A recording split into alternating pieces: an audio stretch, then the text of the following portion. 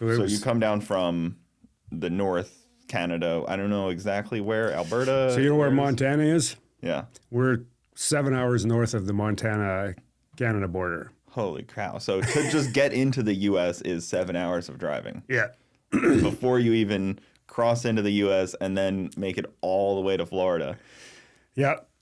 So it's 3,000 miles is what it takes for us to get to Orlando. And people talk like about Dragon Drives. They're like, oh, do your local event, do your regional one. Yeah. You did the farthest one possible. Yeah, when it came up, first thing I did was curse Tom Bailey because it was like, oh man, like you put it right when our downtime is, when we should, be checking stuff over. And now there's like no downtime, but not if you want to do all these Dragon Drives, yeah. Yeah. But how do you not go to Florida in February when you're Canadian and hang out with all your buddies and friends? And he's really created in the 3 years such an awesome environment of Dragon Drive. Like it feels like that event's been going on for 10 years when you're there. It really does. I mean, he stole a whole bunch of people who helped with Drag Week, and I would say put his own slant on it. The drives aren't as long, so you can kind of enjoy some time with people and I think that's pretty key. I think that was part of his goal was let's see if we can do this and create a little bit more time. Now, the funny part is because the drives are shorter and we're all race car guys, it's like, well, I'll just stay at the track later and get more hits in. I'll just try to go faster. I got more time to fix my car. Yeah, so we still ended up getting no sleep all week. But yeah, I mean, Tom's done great. I'll tell you, Death Week was phenomenal. It was 9 days long. It was like truly. Didn't expect you to say phenomenal. I expect you to say something maybe grueling or punishment or. Yeah, I mean it was a. So Death Week, for people that don't know, is out in Las Vegas, the high desert. Right? Yeah, it was it started in Chandler, Arizona, and then we drove all the way south to the Mexican. U.S. border, which was quite entertaining. Mm-hmm. And then all the way up the California coast, through the Sequoia Forest, over to Las Vegas, and then back down to Chandler. So it was 4 race days, 1/8 mile instead of 1/4 mile, but it was 9 days long. So there was lots of just driving, almost a little bit power tour type of event. And it ends at SEMA, doesn't it? He was trying to get it to end at SEMA, but it didn't work out. So you did 9 days of driving out in the deserts. California coast. Yeah. The Sequoia Forest was amazing. I recently took my power steering off and realized I sure am glad I had power steering for the Sequoia Forest because there's like 180 degree switchbacks on that road. And yeah, there was more than one couple people lying there at the end going, oh, my arms are killing me.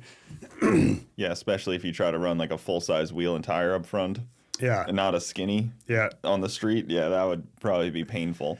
Yeah. And you have an iron block and a heavy car, so no power steering on that deal is not like a Honda with no power steering. No.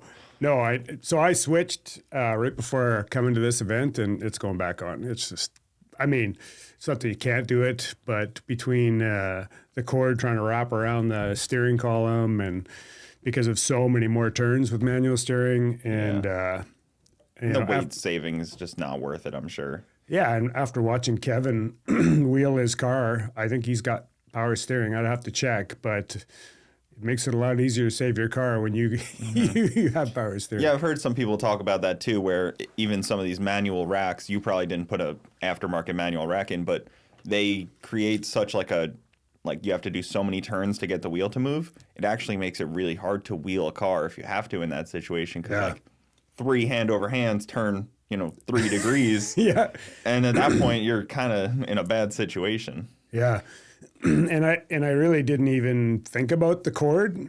But yeah, the other one was a quick ratio box. And this one is so many more turns that you're like trying to mess with the cord as you're trying to turn. And sometimes it's not that convenient to be able to do that. Yeah, that's why I like the factory ratio without power steering. I'm fine with it on my cars, but I don't like the low ratio stuff.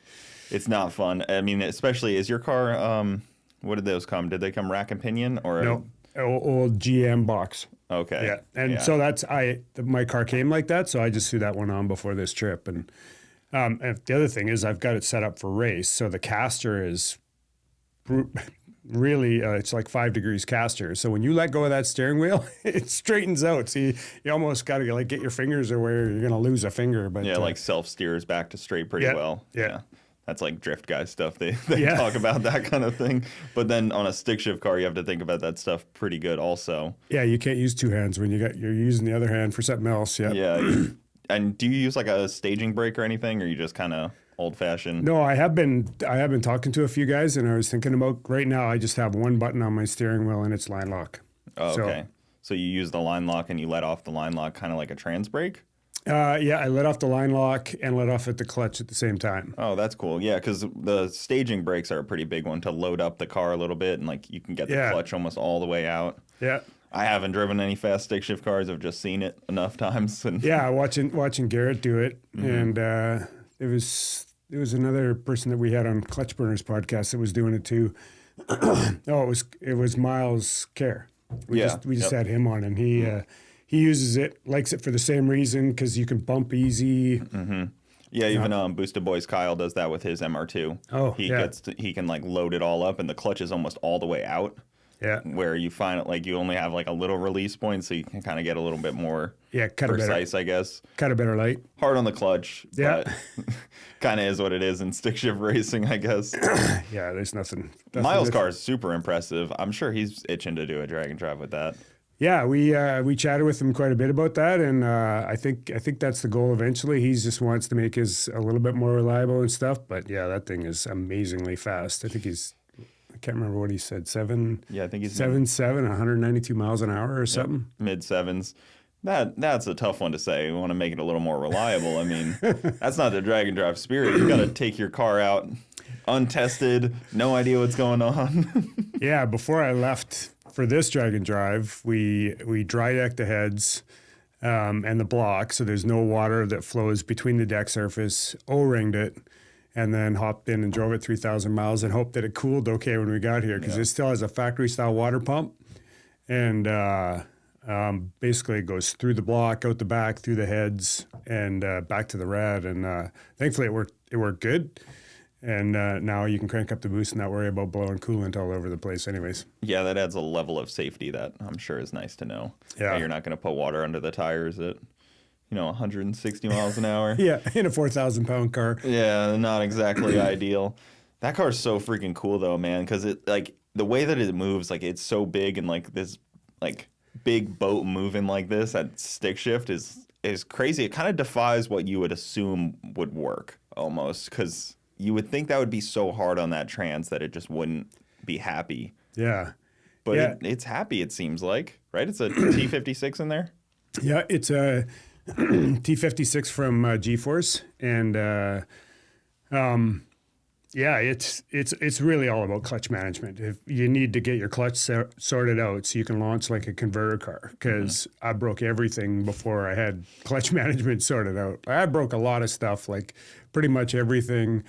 King of the Open Road that Jared puts on, I drove down there and I broke a clutch fork on a pass, which locked the transmission in 2 gears and stopped the drive shaft and broke the rear end. So I broke the trans and I broke the rear end, and I pull off the track, and the lady and my drive shaft fell off like right as I was turning off the track, and I get out of the car and the lady's kicking my drive shaft off. And it's funny how events like that make you think, okay, well, I need a drive shaft in my trailer now too. And anyways, that event, I had a 9-inch in the car.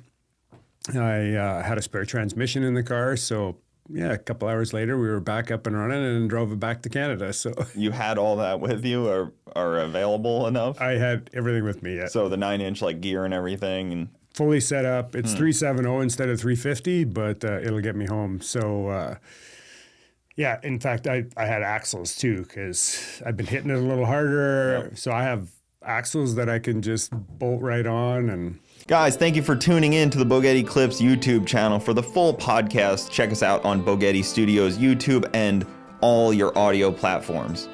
Also, hit that subscribe button to not miss out on any of the new Bogetti clips coming up.